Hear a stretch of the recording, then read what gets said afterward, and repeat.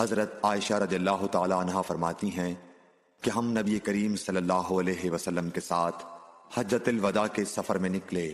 ہم میں سے بعض نے عمرے کا احرام باندھا اور بعض نے حج کا۔ پھر ہم مکہ آئے اور آن حضرت صلی اللہ علیہ وسلم نے فرمایا کہ جس نے عمرے کا احرام باندھا ہو اور ہدی ساتھ نہ لایا ہو تو وہ حلال ہو جائے، اور جس نے عمرے کا احرام باندھا ہو اور وہ ہدی بھی ساتھ لایا ہو تو وہ ہدی کی قربانی سے پہلے حلال نہ ہوگا،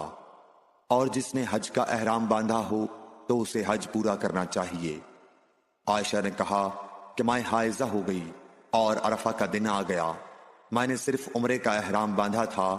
مجھے نبی کریم صلی اللہ علیہ وسلم نے حکم دیا کہ میں اپنا سر کھول لوں، کنگھا کر لوں اور حج کا احرام باندھ لوں اور عمرہ چھوڑ دوں۔ میں نے ایسا ہی کیا اور اپنا حج پورا کر لیا۔ پھر میرے ساتھ آن حضرت صلی اللہ علیہ وسلم نے عبد الرحمن بن ابی بکر کو بھیجا اور مجھ سے فرمایا کہ میں اپنے چھوٹے ہوئے عمرے کے عوض تنعیم سے دوسرا عمرہ کر لوں۔